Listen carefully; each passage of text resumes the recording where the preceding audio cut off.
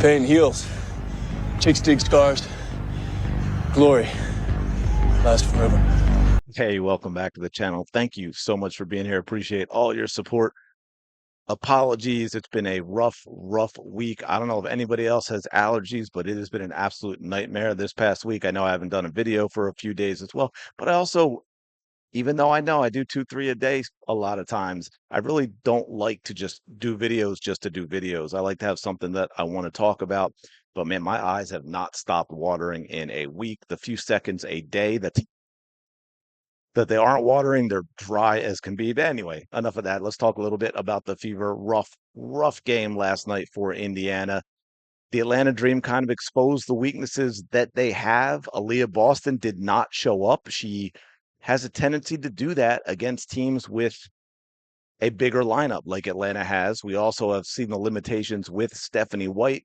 Kelsey Mitchell was the only player that really showed up offensively, and Stephanie White did not have a game plan, it seemed, as per usual with her. We also saw, look, before I even get into the box score a little bit, I do want to show this because this is kind of funny. Shout out WNBA Louvre, but here we go. That was the most disgusting officiating I've ever seen in my life. You're not the main characters. Player of the game, refs, 27 missed calls, 12 BS whistles, 3 heads up their backside. You know, sad but true, and I've seen a lot of that in the WNBA. We've seen a lot of that against the Indiana Fever as well. But look, man, here's the thing, and this is where I really have issues with Aliyah Boston is she's not that. Not yet. She's not that level. Aliyah Boston can look fantastic, but it's usually against lesser opponents. She does have quick feet. She does have some nice moves, but she's got a lot of issues as well. And she doesn't necessarily show up in the big games, in the big moments. She doesn't demand the basketball. And in this case, again, I will go back to saying Stephanie White is incapable of putting together a game plan that will get a Aliyah Boston and Aliyah Boston the basketball in good positions to get her going because she certainly was not going last night. 3 of 9, 8 points. Now, look, she did grab 12 rebounds. She did have 5 assists, so it wasn't like she wasn't doing anything. But Aliyah Boston needs to be part of the offense in terms of scoring as well. And she cannot be 3 for 9. She cannot be 3 for 9 in a playoff game. And look, man, neither one of them shot well from three. Kelsey Mitchell was 1 of 4. Lexi Hull was 1 of 5. And those are the only 2 threes this team made. They were built around the 3-point shot, and they went 2 of 15 from three. That absolutely cannot happen. 22 of 63 at all. Overall, a couple of problems with that. You can't go 22 of 63. And again, taking 63 shots would have put them, man, it's been a while since I looked at that specific stat, but I'm going to say around last in the league. Maybe 12th, 11th, 12th, 13th, last in the league. That is not the tempo you can have. They did get to the line. I mean, look, there were some absolutely horrifically bad calls, a number that I can think of that went against Lexi Hull. But let's not ignore that the Indiana Fever also shot 29 free throws. Again, Kelsey Mitchell was Kelsey Mitchell. The only problem is that doesn't necessarily make the team better. Now, in her defense this time, a lot of other players were not stepping up. I have no problem with Lexi Hull taking 13 shots because she takes her shots within the offense. She just wasn't hitting them. But Aliyah Boston, who is supposed to be a focal point of this team, a focal point of this offense, people talking about her for first team all WNBA, and yet 9 shots. It can't happen like that. Natasha Howard was non existent. And also say this about Kelsey Mitchell going back a little bit is she doesn't offer much else, right? Again, she had 4 assists, but Aliyah Boston's 5 assists led the team. Kelsey Mitchell only had 4, and her defense was not good. That is the other thing with Lexi Hull. When she's not shooting well, she brings a lot of other things to the team. She brings an energy, she brings an intensity, she brings a defensive effort and a defensive performance that other players don't bring. And Stephanie White does not have the ability as a coach to make the adjustments needed when things are not going well so that the team can get on track or, yeah, on track, that the team can get going, that you can get a player like an Aliyah Boston going. And, or, for example, if Kelsey Mitchell was the one maybe not getting her shots or she wasn't shooting well, the coach has something in her back pocket that is going to get Kelsey Mitchell an open look. Because that, again, that is the other thing. And I think it was a couple of the threes where Kelsey Mitchell made some bad decisions on the 3-point shots she took, and they missed, and they were in critical moments of the game. And that is a problem.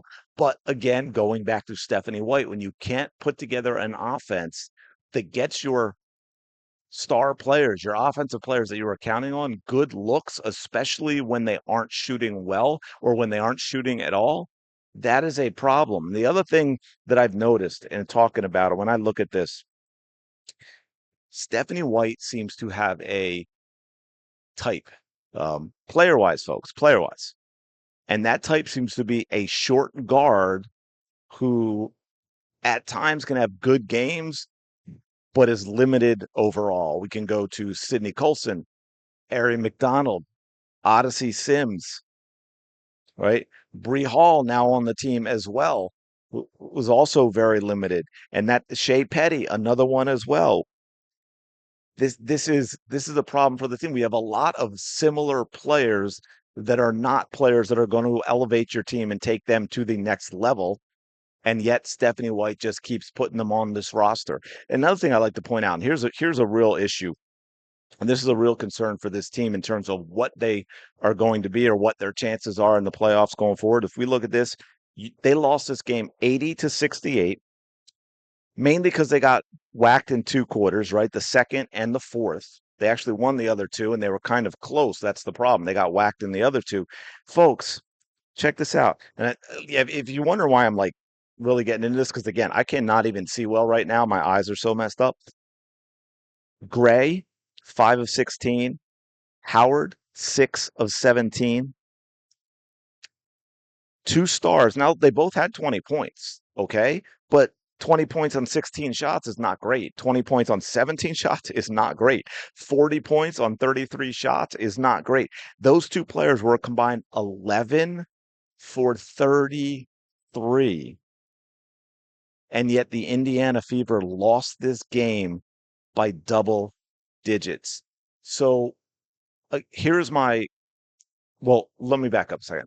I will say again, they don't match up well with the Dream, so that's a problem. But they do have enough talent that they can beat this team. 2 games, they can beat this team twice. I have no doubt about that. Is it going to be difficult? Yeah. Are they going to do it if they play like they did last night? No. And here's the other problem I will add to that. I don't have any faith that Stephanie White adds anything to this team, right? If you've got two evenly matched teams, you can get a good coach with a good game plan and good in-game adjustments that can be the difference between victory and defeat. The problem is for the Fever, I think that leans toward defeat with Stephanie White because she doesn't seem to have that in her repertoire as a coach. She is a let me pull out my Tony Robbins book and fire off some quotes that sound good, but I'm not capable of making sure I have the right rotations. I'm not capable of making sure I have the right system. I'm not capable of making sure I run the right plays at the right time to get the right players,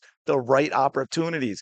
Look, coaching boils down to this. We can talk all day about substitution patterns and systems and drawing plays and when to call timeout and all that. But ultimately it comes down to this, and this is where I think Stephanie White is a complete failure.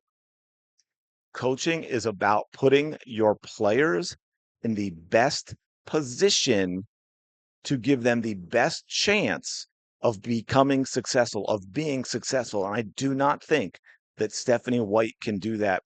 And I'm going to leave it there. One other thing I do want to add real quick for those of you that are interested. I know we do have some Philly fans, and obviously I have the Philly sports channel that I just started with, of course, right now is focusing on the Eagles because that season's getting going. But I also will talk football in general with the NFL. And I did it yesterday. I didn't even put it out there because it was the first time using the software and everything. And it was kind of like a test run. I figured no one would be watching, but sometimes it might not happen, but for the most part, basically Sundays, 10:30 a.m. Eastern time to about 11:30 a.m. Eastern time. And I had Ben Daniel, shout out to Ben, on yesterday. It was a lot of fun talking a lot of Eagles football, obviously, but also talking football in general if you are interested. So that'll be something that'll be a live stream if you're interested in checking that out. I really do appreciate it. Do me a favor, smash the like button, subscribe to the channel. Go have the day you deserve. I hopefully am not going to have the day that my eyes seem to deserve right now, but I'm going to leave it there. I will talk to you later.